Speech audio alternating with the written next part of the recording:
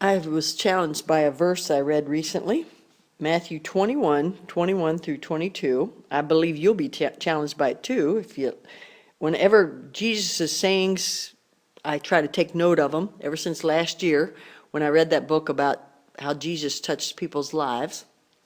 Jesus answered and said unto them, Verily I say unto you, if ye have faith, and doubt not, ye shall not only do this which is done to the fig tree, but also if ye shall say unto this mountain, Be thou removed, and be thou cast into the sea, it shall be done. And all things whatsoever ye shall ask in prayer, believing, ye shall receive. Matthew 21:21 through and 22. You know, doubt restricts us. You know, it doubt makes us question God. It affects our spiritual lives. Last year, I'm going to tell you a story about last year. I started thinking about a situation in my motorhome. It's the only negative thing about this nice motorhome that God gave me 3 years ago. I'm going to explain all this to you, and now that it's almost going to be fixed, I think I can talk about it and not feel like I'm complaining. But the one thing about this motorhome that I'm living in is that every night, if Kevin and I want to sleep together, and we do, because we're man and wife, we get twin beds that we have to put a piece of plywood down, and then we have to move the two beds together, and then we have to strap the two beds together so they don't split apart. And so every night we have to do that. And then when the beds are together, we can't go through to get to the closet, and you have to climb out of bed in the little doorway. It's interesting, to say the least. That's the only negative thing about this motorhome, and I haven't let it be a big deal. I just accepted that that's what I've had to do.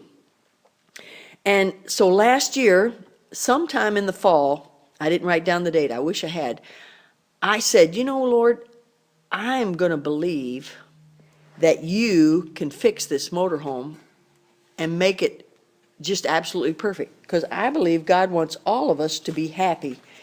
And I think he wants us to have faith to believe that he can do whatever we ask of him. So I started praying in faith, believing that God was going to take care of this situation. So it's on the top, one of the top things on my prayer list. I said, Lord, could you give us somebody that would help Kevin figure out how to convert this bedroom so that we can have a normal bed all the time? Well, when he looked into it, when we first got it, he found out that if we paid the company that made it, it would cost $20,000 to make it a normal bedroom. Well, we didn't pay anything for this rig, so why are we going to spend $20,000 to make it like that? So so I just started praying last year. Can I tell you, ladies, how excited I am? I prayed in faith. I doubted for the first year and a half, 2 years, I doubted and thought, oh, this is never going to happen, because he'd found out it was 20,000 and we couldn't. But then last fall, I started believing that God could fix this, that he could give us the wisdom and help us know how to fix it. So Kevin's been asking lots of people. He's really good about researching, and he's figured out a way to fix this. And in 2 weeks, we're going to be at Agape for 5 days, and Kevin's going to attackinate it and make it into a normal bed. And I'm just so excited about it. I'll be watching Facebook, because I'm going to put it on Facebook and show my pictures.